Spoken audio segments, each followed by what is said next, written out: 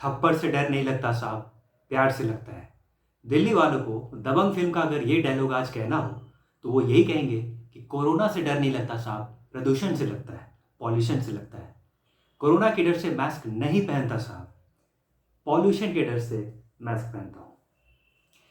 आज दिल्ली की air quality इतनी ख़राब है, सीवियर है। IQ एयर के साइट पे आप रियल टाइम में देख सकते हैं कि वो डेटा क्या है। अभी इस वीडियो बनाने के पहले मैं जो डेटा देख रहा था 370 बहुत ही सीवियर क्वालिटी की थी, और इसीलिए सुप्रीम कोर्ट ऑफ इंडिया ने आज सरकार को ये कहा है कि अगर ज़रूरत पड़ती है तो आप लॉकडाउन लगाइए। ये हमारे लिए बहुत शर्म की बात होगी कि हम कोरोना वायरस के कारण लॉकडाउन लगा रहे थे अभी तक, वो एक अलग बात थी, लेकिन आज हम पॉल्यूशन के कारण हमें पूरे शहर में लॉकडाउन लगाना पड़ेगा। अगर आप ये समझते हैं कि दिल्ली में जो प्रदूषण पॉल्यूशन की समस्या है ये आज की है या पिछले 2-3 साल पुरानी है और न्यूज़ चैनल जब से आ गए हैं तो ये न्यूज़ सबको पता चलने लगी है तब की समस्या है, आप गलत हैं। 2017 में जो एक फिरोज शाह कोटला में टेस्ट हुआ था इंडिया और श्रीलंका के बीच, उसमें श्रीलंकाई टीम के खिलाड़ी मास्क पहन के उतरे थे और उन्होंने शिकायत की थी कि कई लोगों को वॉमिटिंग हुई है, दिल्ली में प्रदूषण इतना था। लेकिन ये आप कहेंगे कि 2017 के टेस्ट की बात है, हाल की बात है, और आप अगर ये सोचते हैं कि पराली पिछले 4-5 सालों से किसान जला रहे हैं उसकी वजह से ये सभी चीज़ें हैं, तो शायद आप गलत हैं, क्योंकि मैं आपको 1996 में ले चलता हूँ और पहले 1996 में सचिन तेंदुलकर का पहला टेस्ट जब वो कप्तान बने थे, मुझे वो टेस्ट आज भी अच्छी तरह से याद है। भारत वो टेस्ट जीता था और एक उत्साह था सब में कि सचिन तेंदुलकर का पहला टेस्ट है जब वो कप्तानी कर रहे हैं, और उसमें नईम मुंगिया ने शतक मारा था, भारत वो मैच जीती थी। लेकिन ऑस्ट्रेलिया ने ये आरोप लगाया था कि हम इसलिए हारे क्योंकि यहाँ पे प्रदूषण बहुत है और आगे से हम दिल्ली में टेस्ट नहीं खेलेंगे। तब BCCI उतनी रिच बोर्ड नहीं थी, इसलिए जो विदेशी बोर्ड हैं, खिलाड़ी हैं, वो डरा कर धमका कर चले जाया करते थे। ये अलग बात है कि आज स्थिति बदल चुकी है, आज BCCI के पास बहुत पैसा है और आज वही रिकी पॉन्टिंग जिन्होंने कल विद्रोह किया था वो आज दिल्ली कैपिटल्स IPL टीम के कोच हैं। खैर ये तो मजाक की बात मैं कह रहा हूँ। सच्चाई ये है कि जो दिल्ली की जो प्रदूषण की समस्या है, अगर आप उसके जड़ में जाएंगे तो आपको वही मैल्थुसियन लॉ, वही आपको उसका एक रीजन साफ तरीके से मिलेगा। Land is fixed but the load is increasing. जो आपके पास लैंड है, दिल्ली की जो लैंड है, जमीन, वो तो बढ़ी नहीं, बढ़ सकती नहीं, लेकिन उस पर लोड बढ़ता गया है और 2030 तक दिल्ली विश्व का सबसे अधिक पॉपुलेटेड सिटी बनने जा रहा है। क्या हम उसके लिए तैयार हैं? 2030 तक दिल्ली को वर्ल्ड्स मोस्ट पॉपुलेटेड सिटी के रूप में हम देखने को तैयार हैं? सोचकर डर लगता है, क्योंकि आज 3 करोड़ से ज़्यादा पॉपुलेशन है दिल्ली की, और जिस तरीके से पॉल्यूशन बढ़ रही है, मॉर्निंग वॉक आज के समय आपको नहीं करना चाहिए। 270, 305, 310 इस तरह से अगर IQ एयर साइट पे आपको AQI एयर क्वालिटी इंडेक्स आपको अगर दिखती है, आप मत जाइए उस दिन मॉर्निंग वॉक पे।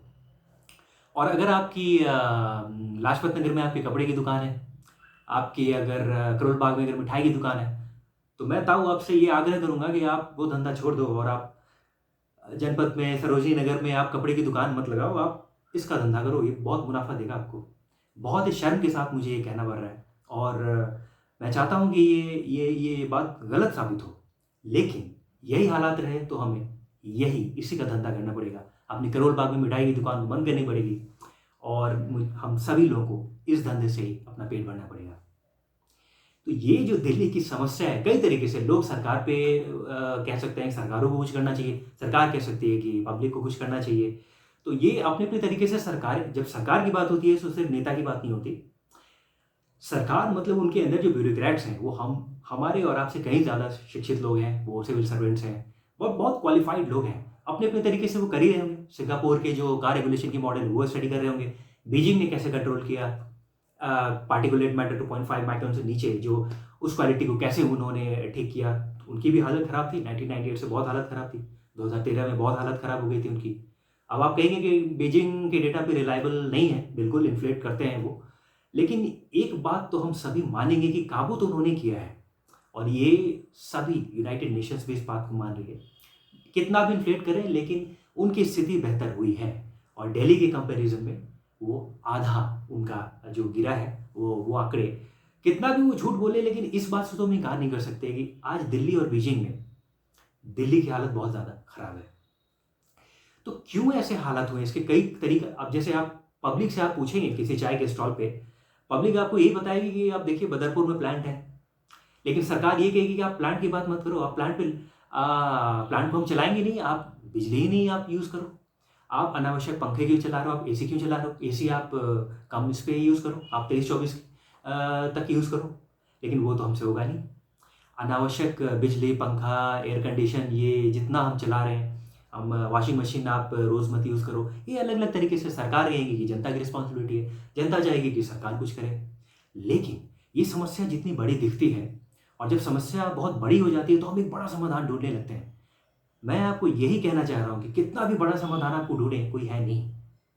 जिस तरीके से ऑर्गेनिक तरीके से ये धीरे-धीरे इस समस्या ने एक विकराल रूप लिया है, उस समस्या को आपको समझना पड़ेगा और तभी उसी तरीके से जिस सीढ़ी से हम ऊपर गए हैं, उसी सीढ़ी से हमें नीचे आना पड़ेगा। और मैं क्यों कह रहा हूँ कि वो कौन-सी धीरे-धीरे समस्या बड़ी हुई है, वो ये। वो एक क्लासिकल जो मैल्थुसियन लॉ है, 2 चीज़ें, पॉपुलेशन बढ़ी है, व्हीकल्स बढ़े हैं। आज दिल्ली में 12 मिलियन रजिस्टर्ड व्हीकल्स हैं। ये चौंकाने वाले आंकड़े नहीं हैं, ये बहुत त्रासदी त्रासदी है ये। अगर आप सोचें इस तरीके से, कोई एक शहर में 12 मिलियन रजिस्टर्ड व्हीकल्स हो जाए, जितने बाकी महानगर्स में व्हीकल्स नहीं है, उससे ज़्यादा दिल्ली में व्हीकल्स हैं और उसमें 70 लाख केवल आपके टू व्हीलर्स हैं। भारत के दूसरे शहरों में जो जितनी एक कॉन्शियसनेस है, एक चेतना है बाईसाइकिल यूज़ करने की। आप बैंगलोर में जाएँगे तो आप देखेंगे कई एनआरआइज़ हैं, कई इंटेलेक्चुअल क्लास के लोग हैं जिनके पास पैसा काफ़ी है, लेकिन वो कार नहीं निकालते, वो बाईसाइकिल में आपको अपने हेलमेट में आपको दिख जाएँगे वो राइड करते हुए। तो उस तरीके की सोच दिल्ली में हम लोगों में नहीं है। हमारे अंदर अभी वही पुरानी सोच है कि हम जितनी बड़ी कार है हमारी, हम समझते हैं कि हम उतने बड़े लोग हो गए, सीना चौड़ा करके हम निकलते हैं रोड पे। और हम अगर सिगरेट पीते हैं, कोई हमें टोक दे तो हम उसे सुना देते हैं, "तू जानता नहीं मैं कौन हूँ?" क्योंकि सिनेमा घरों में ये बात दिखाई जाती है कि कोई सिगरेट पी रहा है तो कोई उसे जाकर टोक सकता है कि ये यहाँ पे धूम्रपान पड़ेगा महँगा। लेकिन यहाँ पे हम कर नहीं सकते रियल में, क्योंकि अगर आप सिगरेट पीते हैं और मैं आपको टोक दूँ तो आप मुझे ये कहेंगे कि चल निकल यहाँ से, तू कौन होता है बे? तू जानता नहीं मैं कौन हूँ? ये जो हमारी समस्या है दिल्ली में एटीट्यूड की, वो हम इंडिविजुअल लेवल पे पॉल्यूशन नहीं कम करना चाहते और क्योंकि पॉपुलेशन यहाँ पे बहुत ज़्यादा है, 30 मिलियन है, तो वो जो इंडिविजुअल जो एटीट्यूड की प्रॉब्लम है वो कंपाउंड हो जाती है। और सिगरेट तो बहुत ही छोटा-सा एक उदाहरण मैं दे रहा हूँ, क्योंकि सिगरेट मुझे बोलना भी नहीं चाहिए। जब मैं नहीं पीता हूँ सिगरेट, तो मुझे आपको ये बोलने का कोई अधिकार नहीं है, क्योंकि मुझे वो दर्द नहीं पता जो आपको होता है। मैं अगर आपको कोई चीज़ से बहुत प्रेम है, आपको लत है, आपको एक एक उसकी तलब है, तो मैं आपसे कैसे वो चीज़ छीन सकता हूँ? मुझे अंदाज़ा ही नहीं कि वो तलब क्या चीज़ है। तो मुझे नहीं बोलना चाहिए, लेकिन मेरा आग्रह सिर्फ़ ये है कि आपको मरना है, आप मरो सिगरेट पीकर, लेकिन आप दूसरों को क्यों, आप मुझे क्यों नुकसान पहुँचा रहे हो? मुझे उस बात की तकलीफ़ है। मैं आपके सामने खड़ा रहता हूँ, आप सिगरेट तो आप जो गंदा धुआँ ले रहे हो वो आपका प्रॉब्लम है, आप मरो। लेकिन आप जो गंदा धुआँ ले रहे हो, उसके बाद आप जो छोड़ रहे हो जो धुआँ, वो और भी गंदी धुआँ है। और उस इवन वर्स्ट एयर जो आप रिलीज़ कर रहे हो, उसकी वजह से मुझे पैसिव स्मोकर बनना पड़ता है और मुझे उसका नुकसान होता है। मैं क्यों सफ़र करूँ भैया आपकी वजह से? तो ख़ैर इसलिए मेरा ऐतराज़, मेरा ऐतराज़ इस पे नहीं है कि आप सिगरेट पीते हो, आपको जो करना है करो, आपकी मौज। लेकिन आपकी वजह से मुझे प्रॉब्लम है। और अगर बड़े लेवल पे अगर आप इसे देखें, दिल्ली के पॉपुलेशन में, तो आपको समझ में आएगा कि ये छोटी-छोटी समस्या बहुत बड़ी हो जाती है। ख़ैर ये एक चीज़ है, प्लास्टिक्स। बैंगलोर में तो ये रूल है, कई शहरों में ये बहुत सख्ती के साथ ये रूल लागू होता है ड्राई और वेट का। दिल्ली में अगर आप अपने आस-पास के घर में देखेंगे, तो जिन जगह पे ये ड्राई और वेट का रूल भी है, वो फ़ॉलो नहीं होता। और कोई भी सरकार आपके घर के अंदर झाँकने नहीं आती कि आप क्या मिला रहे हैं ड्राई में। ड्राई मिला रहे हैं कचरे में, आप वेट में कौन-सा कचरा मिला रहे हैं। हम तो सभी एक साथ मिलाते हैं और कौन परवाह करता है?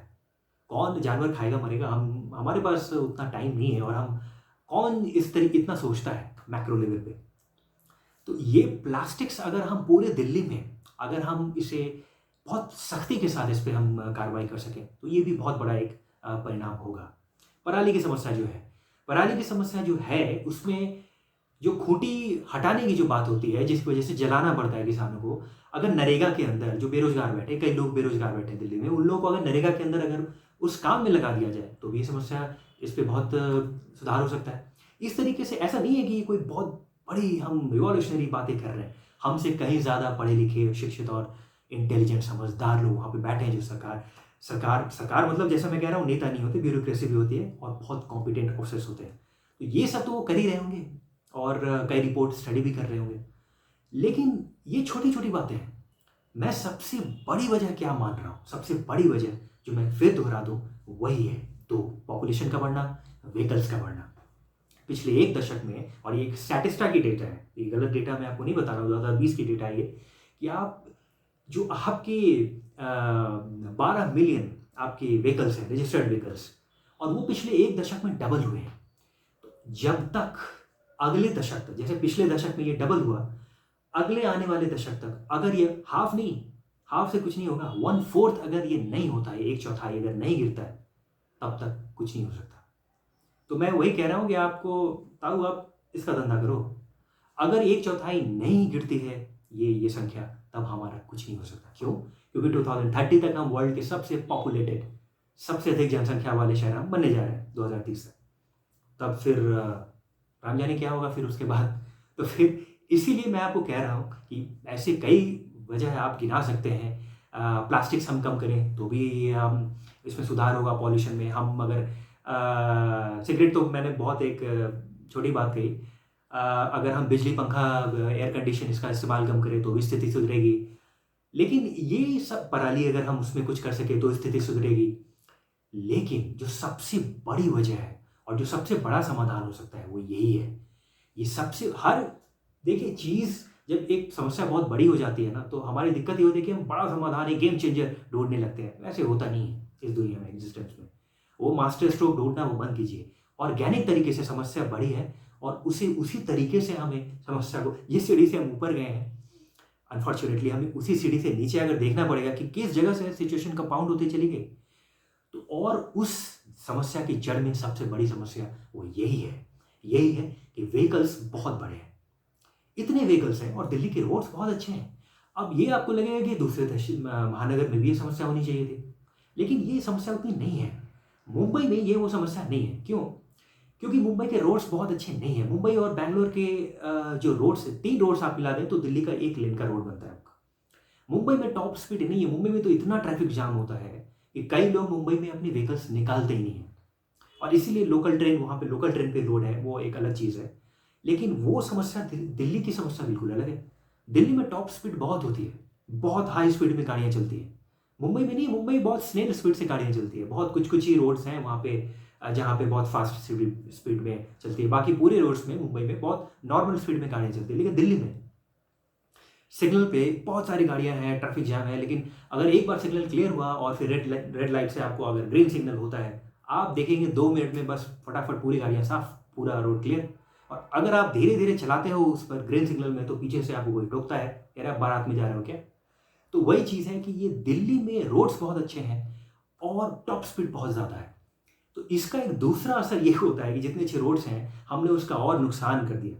अगर ये व्हीकल्स कम होते, ये डबल नहीं होते पिछले 1 दशक में, तो हमें जो इंफ्रास्ट्रक्चर है उस पर जितना लोड कम होता, उस अनुपात में हमें वो शहर और भी अधिक अच्छा दिखता। लेकिन ये सिचुएशन ऐसा नहीं। अब पब्लिक को ब्लेम करना ये गलत यहाँ पे इसलिए भी है क्योंकि पब्लिक ये कह सकती है, अगर आप मुझे ये समझा रहे हो कि यार व्हीकल मत निकालो ना अपना प्राइवेट, निकल के पब्लिक ट्रांसपोर्ट आप यूज़ करो, मैं आपको सीधे तरीके से ये कहूँगा कि भाई आप बताओ कि पब्लिक ट्रांसपोर्ट की फ्रिक्वेंसी क्या है, कितने बसेस हैं। DTC की बस मुझे भी बहुत अच्छी लगती है भैया, लेकिन कितने बसेस हैं आपके पास? 6,000 हैं। 6,000 है ना बसेस। और दिल्ली की पॉपुलेशन क्या है? 30 मिलियन। इतने बड़े पॉपुलेशन में 6,000 बस से हुआ क्या आपका? और पिछले कई सालों से तो सरकारों ने बसें नहीं खरीदी है, और सरकारें ये कह रही है कि हम बस क्यों खरीदे, बस तो खाली जा रही है। तो पहले आपको हमें बस को भरना पड़ेगा, उसके बाद हम सरकार से कह सकते हैं कि नहीं आप बस खरीदिए। इतने ज़्यादा पॉपुलेशन के लिए 6,000 बस से आपका नहीं चलता, कम से कम 11,000 बसेस आपको चाहिए। कम से कम 11 से 12,000 बसेस आपको चाहिए। तो वो हम तभी कह सकते हैं जब हम बस को भरेंगे। लेकिन अभी बसेस खाली हैं क्योंकि हम प्राइवेट व्हीकल्स निकाल रहे हैं, बड़ी बड़ी कार निकाल रहे हैं, और हम अपनी बड़ी कार जो निकालते हैं अपने मोहल्ले में, गलियों में, और पूरा ट्रैफिक जाम कर देते हैं। और फिर 10 मिनट तक वो इरिटेटिंग जो एक म्यूज़िक होता है वो बजाते हैं। उस बैकग्राउंड नॉइज इरिटेटिंग म्यूज़िक में हम बैक करते हैं गाड़ी को, डांस करते हैं और उसका ट्रैफिक जाम करते हैं। फिर हम 15 मिनट, जो 2 मिनट में आप वॉक करके जा सकते थे, आपको वही 15-20 मिनट लगता है आपको, क्योंकि आपको दिखाना है आपको कार। आप कारपूलिंग नहीं करते। हम लोग नहीं करते। हम एक बड़ी बड़ी अपनी कार में ट्रैवल करना पसंद करते हैं, कंफर्ट चाहिए हमें। तो इन सब चीज़ों से समस्या बड़ी हो गई है। इसका फिर समाधान क्या हो सकता है? क्या हम प्राइवेट व्हीकल्स यूज़ करना छोड़ दें? अगर संभव है तो बिल्कुल छोड़ दें। बहुत हास्यास्पद लगती है ये बात, लेकिन और कोई रास्ता भी नहीं है। छोटे छोटे समाधान कई हो सकते हैं, लेकिन अगर इसका कारण और सबसे बड़ी समस्या, जो सबसे बड़ा समाधान अगर हमें समझना है, तो वो यही है, व्हीकल्स बहुत ज़्यादा लोड है। पॉपुलेशन बहुत बड़ा है, व्हीकल्स बिल्कुल बड़े, पिछले 1 दशक में डबल हो गए और बाईसाइकिल यूजर्स की संख्या आधी हो गई है। दूसरे शहर में बेंगलोर और बाकी जो सिटीज़ हैं, हैदराबाद, आप देखेंगे कि वहाँ पे बाईसाइकिल और एक इकोलॉजिकल कॉन्शियसनेस है, लोग पेमेंट में यूज़ करते हैं, लेकिन दिल्ली में नहीं करते।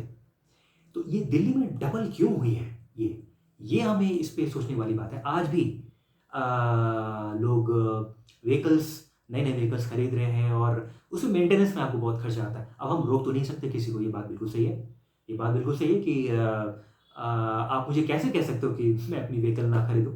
मैं जानता हूँ कि मुझे मेंटेनेंस में बहुत खर्चा है, फ्यूल में है, और मैं रोता भी हूँ कि पेट्रोल के प्राइसेस बढ़ गए, डीजल के प्राइसेस बढ़ गए, और मैं बहुत ये भी कहता हूँ कि सरकारें क्या कर रही है, ये फ्यूल प्राइसेस बढ़ गए हैं, ये है वो है। लेकिन इन सब के बाद भी मैं अपनी प्राइवेट व्हीकल से क्यों निकाल रहा हूँ? क्या उसमें सरकारों की गलती है कि हम, मेरे पास पब्लिक बसेस नहीं है, फ्रिक्वेंसी नहीं है, और सरकारें कहती है कि पब्लिक बसेस खाली जा रही है? किसकी गलती है? इसी डेडलॉक में क्या हम फंसे रहेंगे? सरकार पब्लिक पे कहेगी, पब्लिक सरकार पे ब्लेम करेगी। जितना हो सके हमें व्हीकल्स, प्राइवेट व्हीकल्स कम निकालना चाहिए, हो सके तो बिल्कुल नहीं निकालना चाहिए। अगर कोई रूल बना दे सरकार, तो ये बहुत हार्श होगा, ये बहुत ज़्यादती हो जाएगी कि अगर सरकार ये कह दे कि आप अगले 1 महीने से अपने प्राइवेट व्हीकल नहीं निकाल सकते, अगर ये सरकार कहती, क्योंकि ऑड इवन में ही काफ़ी समस्या हो गई थी लोगों को, तो सरकार अगर रूल बना दे तो रूल बहुत हार्श होती है। क्यों नहीं इस रूल बनाने की ज़रूरत नहीं पड़े, हम खुद से अपनी जिम्मेदारी से अपने व्हीकल्स ना निकालें और दूसरों को शो ऑफ दिखाने की हमें पड़ी क्या है, मैं ये हूँ, मैं वो हूँ। दिल्ली में जो एक बहुत बड़ी समस्या है, तो जानता नहीं मैं कौन हूँ। और क्यों नहीं जो सरकार के मिनिस्टर्स हैं, उनका जो काफिला चलता है, वो बड़ी बड़ी कार के काफिले में क्यों चलते हैं? क्या वो इलेक्ट्रिक व्हीकल्स में, ईवीज में नहीं चल सकते? क्या वो जो जो तरह तरह से जो हाइड्रोजन जेड ईवीज, जो जीरो इमिशन व्हीकल्स की बात हो रही है, हाइड्रोजन फ्यूल पावर्ड जो व्हीकल्स हैं, इन सब रिन्यूएबल सोर्सेज को वो क्यों नहीं यूज कर सकते अपने काफिले में? आइडियली अगर वो पैदल चले तो बहुत बड़ी बात होगी, लेकिन उसमें काफ़ी चैलेंजेस हैं, सिक्योरिटी की चैलेंजेस हैं, जैसे वो कहते हैं। लेकिन आप रिन्यूएबल सोर्सेज तो यूज़ कर सकते हैं अपने काफिले में, बहुत अच्छा मैसेज आएगा। एक और छोटा सा समाधान ये हो सकता है कि जिस तरह से अभी COP26 क्लाइमेट समिट हुई ग्लासगो में, कंट्री लेवल पे, उसी तरीके से पूरे स्टेट भारत के मिले और यहाँ पे अपनी इंटरनल COP समिट हो, क्लाइमेट समिट हो, और वहाँ पे ये फैसले हो। तो बहुत देखने वाली बात हुई कि या जो फेज डाउन फेज आउट वहाँ पे बहस होती है, वहाँ पे COP26 में, यहाँ पे भी हम इंटरनली कर सकते हैं। लेकिन ये सब बहुत छोटे छोटे सजेशंस हैं, हम कैसे पार्टिकुलेट मैटर कम करें, हम पराली की समस्या पे क्या कर सकते हैं, हम जो प्लांट्स हैं हमारे बदरपुर में है, हम कैसे उस पर लोड कम कर सकते हैं, क्या हम कर सकते, ये सब चीज़ों पे बहुत डिस्कशंस एंडलेस हो जाती है और कोई घुमा फिरा कर कोई एक फाइनल एक कंक्लूजन नहीं निकल पाता। फिर लॉकडाउन एकमात्र समाधान रह जाएगा, जो सुप्रीम कोर्ट आपको कह रहा है। तो सबसे बड़ी समस्या, मैं तो आपको, समाधान मेरे पास है नहीं। समाधान फिर वही है कि हम अपने व्हीकल्स ना निकालें और अगले 10 साल में व्हीकल्स की संख्या दुगनी हुई तो हम गए, लेकिन आधी भी नहीं हमें नहीं चाहिए, हमें 1/4 चाहिए, तभी हम बच सकते हैं। नहीं तो फिर ये यही एक समाधान है, लेकिन वो बहुत मुश्किल है, क्योंकि हो सकता है कि मुझे कहीं जाना है और पब्लिक जो व्हीकल्स है उसकी फ्रिक्वेंसी नहीं है, तो मुझे मुझे थक हार कर मुझे अपनी गाड़ी ही निकालनी पड़ेगी। तो इस तरह के चैलेंजेस में सरकारों को और लोगों को साथ में आकर कुछ कुछ लेना पड़ेगा फैसला। इस समस्या को ध्यान में रखकर हम जो भी फैसले लेते हैं, तो पॉल्यूशन नेचुरली उससे हम अगले 5-6 साल, 10 साल के अगले जो आंकड़े देखेंगे उसमें कटौती होगी। व्हीकल्स एमिशंस, यही है सबसे बड़ी समस्या। और कई कारण हो सकते हैं, लेकिन सबसे बड़ी समस्या वो यही है कि व्हीकल्स पिछले 10 सालों में दुगनी हो गई है। और जो 12 मिलियन रजिस्टर्ड व्हीकल्स हैं, अगर वो हम कम नहीं करते, तो बेतहाशा अगर इसमें वृद्धि होती है, तो फिर कोई नहीं बचा सकता। और इसीलिए ये अगर संख्या बढ़ती रहे, तो फिर जो सिचुएशन आने वाले समय में जो होने वाली हालत, इसीलिए दिल्ली वाले आज यही कह रहे हैं कि कोरोना से डर नहीं लगता साहब, पॉल्यूशन से लगता है। कोरोना की वजह से मास्क नहीं पहनता साहब, पॉल्यूशन की वजह से पहनता हूँ।